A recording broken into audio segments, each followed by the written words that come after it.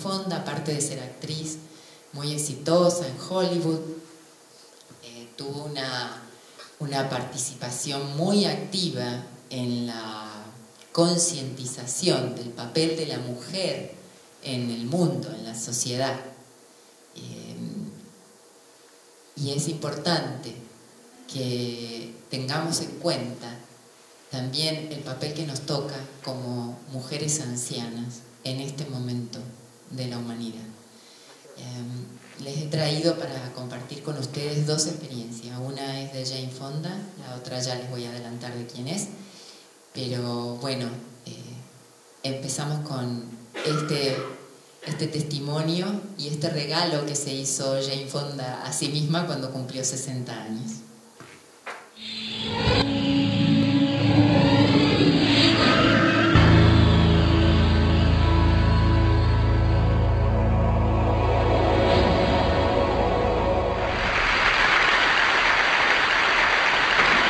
There have been many revolutions over the last century, but perhaps none as significant as the longevity revolution.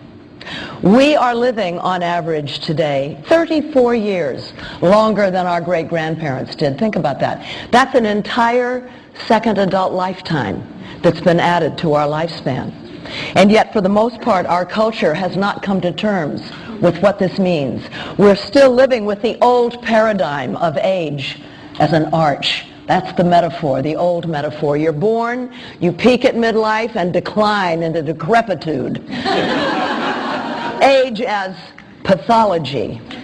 But many people today, philosophers, artists, doctors, scientists, are taking a new look at what I call the third act, the last 3 decades of life. They realize that this is actually a developmental stage of life with its own significance, as different from midlife as adolescence is from childhood. And they are asking, we should all be asking, how do we use this time? How do we live it successfully? What is the appropriate new metaphor for aging? I've spent the last year researching and writing about this subject, and I have come to find that a more appropriate metaphor for aging is a staircase. The upward ascension of the human spirit, bringing us into wisdom, wholeness, and authenticity. Age not at all as pathology, age as potential. And guess what? This potential is not for the lucky few. It turns out most people over 50 feel better, are less stressed, less hostile, less anxious. We tend to see commonalities more than differences. Some of the studies even say we're happier. This is not what I expected, trust me. I come from a long line of depressives. As I was approaching my late 40s, when I would wake up in the morning, my first 6 thoughts would all be negative. And I got scared. I thought, oh my gosh, I'm going to become a crotchety old lady. But now that I am actually smack dab in the middle of my own third act, I realize I've never been happier.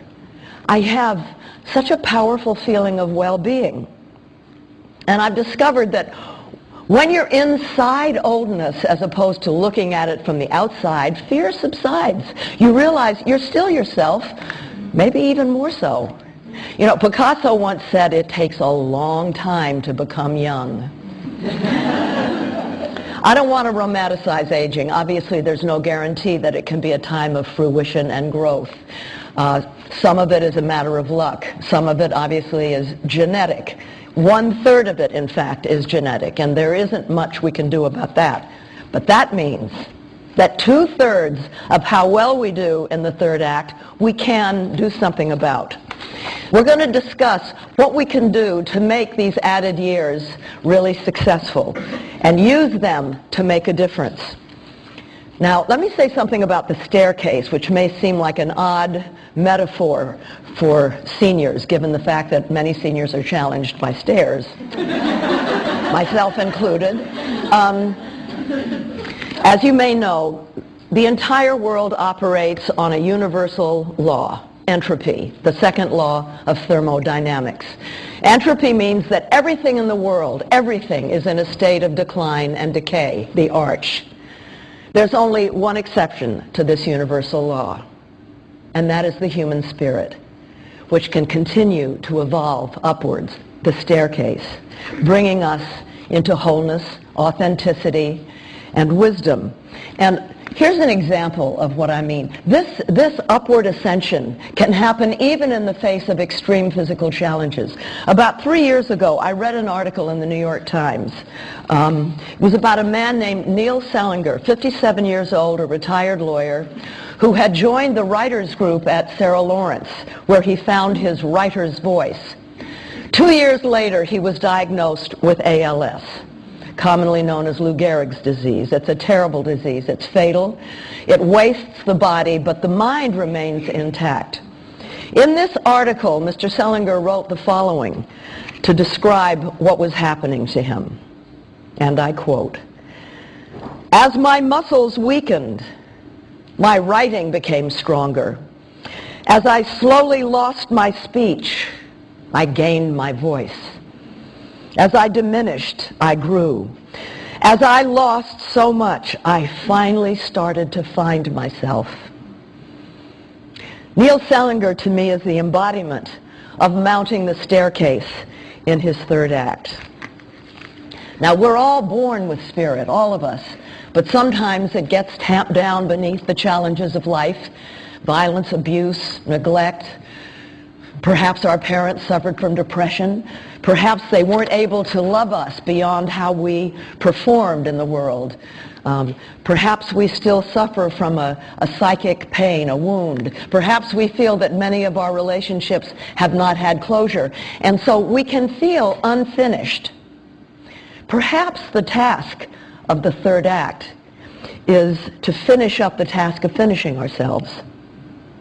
For me, it began as I was approaching my third act, my 60th birthday. How was I supposed to live it? What was I supposed to accomplish in this final act? And I realized that in order to know where I was going, I had to know where I'd been. And so I went back and I studied my first two acts, trying to see who I was then, who I really was, not who my parents or other people told me I was, or treated me like I was, but who was I? Who were my parents? Not as parents, but as people. Who were my grandparents? How did they treat my parents? These kinds of things.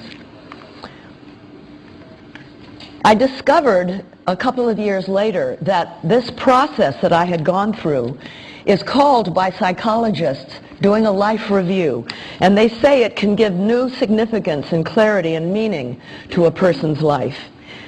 You may discover, as I did, that a lot of things that you used to think were your fault, a lot of things that you used to think about yourself, really had nothing to do with you. It wasn't your fault. You're just fine. And you're able to go back and forgive them and forgive yourself. You're able to free yourself from your past. You can work to change your relationship to your past. Now, while I was writing about this, I came upon a book called Man's Search for Meaning by Viktor Frankl. Viktor Frankl was a German psychiatrist who'd spent 5 years in a Nazi concentration camp. And he wrote that while he was in the camp, he could tell, should they ever be released, which of the people would be okay and which would not. And he wrote this: "Everything you have in life can be taken from you except one thing: your freedom to choose how you will respond to the situation." This is what determines the quality of the life we've lived. Not whether we've been rich or poor, famous or unknown, healthy or suffering.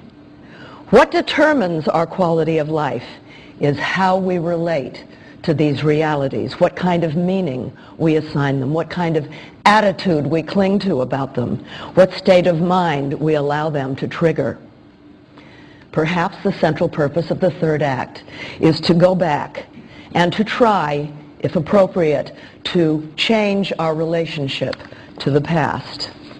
It turns out that cognitive research shows when we are able to do this, it manifests neurologically. Neural pathways are created in the brain. You see, if you have, over time, reacted negatively to past events in people, neural pathways are laid down by chemical and electrical signals that are sent through the brain. And over time, these neural pathways become hardwired. They become the norm, even if it's bad for us because it causes us stress and anxiety. If, however, we can go back and alter our relationship, revision our relationship to past people and events, neural pathways can change. And if we can maintain the more positive feelings about the past, that becomes the new norm. It's like resetting a thermostat. You know, it's not having experiences that make us wise. It's reflecting on the experiences that we've had that makes us wise and that helps us become whole, brings wisdom and authenticity. It helps us become what we might have been. Women start off whole, don't we? I mean, as girls, we're feisty. Yeah, who says? We have agency. We are the subjects of our own lives. But very often, many if not most of us, when we hit puberty, we start worrying about fitting in and being popular. And we become the subjects and objects of other people's lives. But now, in our third acts, it may be possible for us to circle back to where we started and know it for the first time. And if we can do that, it will not just be for ourselves. Older women are the largest demographic in the world. If we can go back and redefine ourselves and become whole, this will create a cultural shift in the world. And it will give an example to younger generations so that they can reconceive their own lifespan. Thank you very much.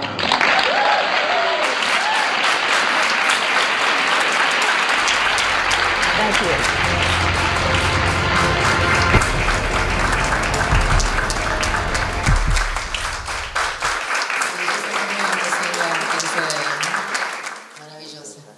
Y bueno, Jane Fonda nos deja para reflexionar algo muy importante, varios puntos ahí, pero creo que esto de resignificar el pasado, ¿no? Somos las historias que nos contamos, eso que repetimos de nosotros una y otra vez, en eso nos transformamos. Así que a la hora de elegir lo que vamos a contar, tenemos que estar muy atentos si es que queremos empezar a resignificar el pasado, ¿no? Esta es una posibilidad que hoy la ciencia nos demuestra que tiene un efecto sobre nuestro cerebro y sobre nuestra salud. No es una cuestión filosófica solamente, es una cuestión filosófica aplicada a la vida. Y tiene que ver con nuestros valores actitudinales, es decir, con la actitud que asumo lo que me toca vivir, lo que la vida me presenta.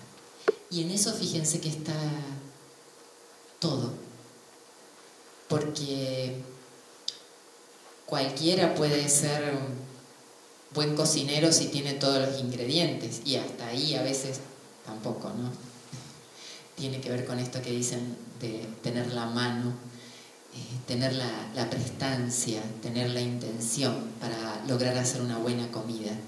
Ahora, cuando la vida por ahí nos quita ingredientes y tenemos que hacer una comida interesante, bueno, ahí tenemos que echar mano a la creatividad, a decir, bueno, sí, ya no corro como antes, no tengo la agilidad que tenía antes, pero en cambio he aprendido a ser más paciente, o ya no veo como antes, no tengo tan buena vista, sin embargo puedo escuchar más, puedo escuchar al otro y darme cuenta que él está pasando.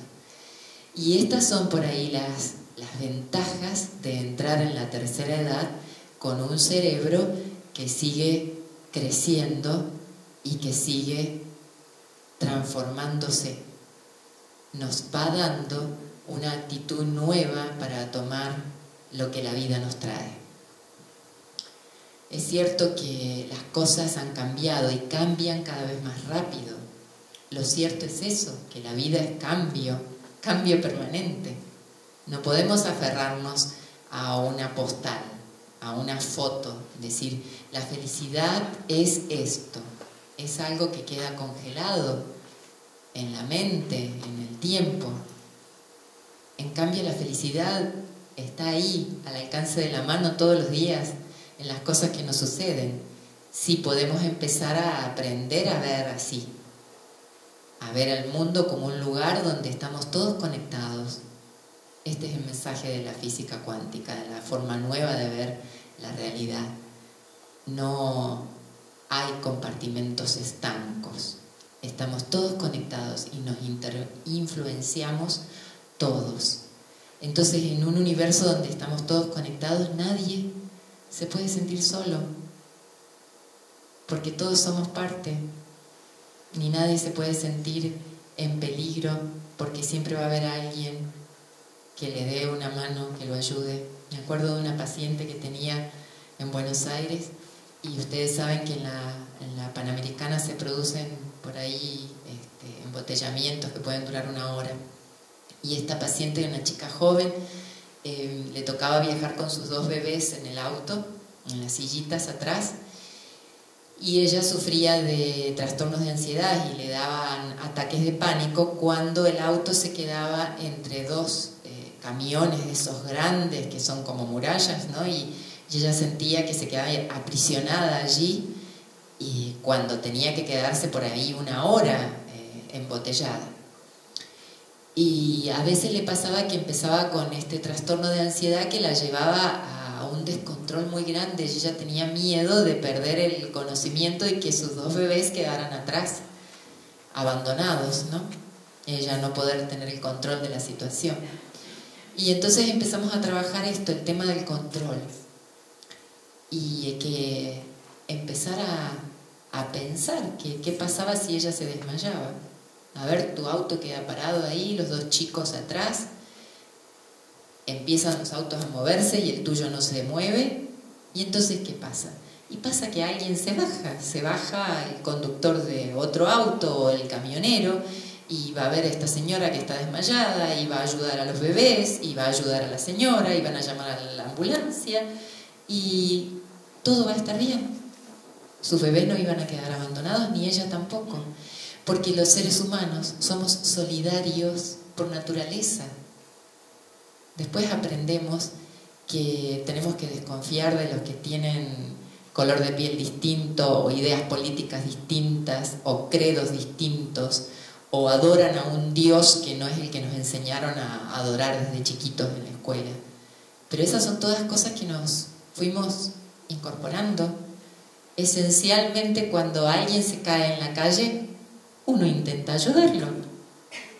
No se pone a preguntarle, ¿en qué crees vos? ¿De qué partido sos? ¿A quién votaste? Esas cosas vienen después. Bueno, y esas cosas son las que en la tercera edad tenemos que empezar a desembarazarnos de ellas, a limpiarlas, para que no nos interfieran tanto en las relaciones, ¿sí? Si podemos usar una analogía para entender un poco qué es esto del cambio de paradigma, es más o menos situarse en un castillo medieval con el foso, ¿no? Lleno de cocodrilos, y los que quedan del lado de afuera son los enemigos, y adentro está mi familia, mis amigos, y afuera los enemigos. El nuevo paradigma nos dice que eso ya no existe más, que el foso no para a nadie, que los cocodrilos no pueden hacer nada, y que todos estamos relacionados con todos, y que los cocodrilos no se pueden comer por ahí al peor enemigo que existe adentro de nosotros mismos, que es el miedo. Si hay algo que en esta edad, en esta tercera edad, empieza a hacer más hincapié en cada uno de nosotros, es el miedo. Esto esto no lo voy a hacer porque me puedo caer, esto no lo voy a hacer porque me puedo enfermar, esto no lo voy a hacer porque no sé qué me puede pasar. Entonces hay que estar muy atentos a los miedos. Es cierto que el mundo es un mundo muy cambiante, que hay muchas cosas que nos remiten a inseguridad, pero la mayor seguridad viene de cómo nos relacionamos con nosotros mismos. Esa es la mayor seguridad, eso vamos a irradiar y podemos estar ante situaciones límites y salir muy bien parados. Una paciente un día me contaba que en Buenos Aires la quisieron asaltar en el tren, ¿no? Y el chico le manoteó la cartera y ella me dijo, yo vi en ese chico a mi nieto y lo primero que le dije es, pero mira qué modales, querido, si necesitas plata te la voy a dar, pero no me tironees la cartera. Inmediatamente el chico reaccionó como el nieto, se quedó quieto y entonces ella ahí después de darle dinero empezó a preguntarle un montón de cosas, qué hacía, qué no hacía, dónde vivía, cómo vivía, y después se lo llevó con ella. Y después el chico terminó, bueno, en un lugar ahí donde ella formaba parte de un lugar de solidaridad barrial. Tiene que ver en cómo miramos al otro, en la forma en que el universo nos responde. Einstein lo decía, ¿no? La primera pregunta que todo hombre, o la pregunta más importante que todo ser humano tiene que hacerse es: ¿en qué clase de mundo vivo? ¿En un universo que es hostil o que es amigable? Porque a partir de eso va a ser todo lo que me suceda. Va a ser cómo me relacione con los demás, cómo me relacione con mí mismo, y va a ser cómo sucedan las cosas en mi vida. Hay gente que dice, uy, no, pero ella porque tiene suerte. No, es que ella, mirá, tiene esto, tiene lo otro, tiene lo otro. La suerte es una manera de apodar algo que tiene que ver con la actitud que uno tiene ante la vida. La suerte es eso, la actitud con que voy a emprender cada acto en mi vida.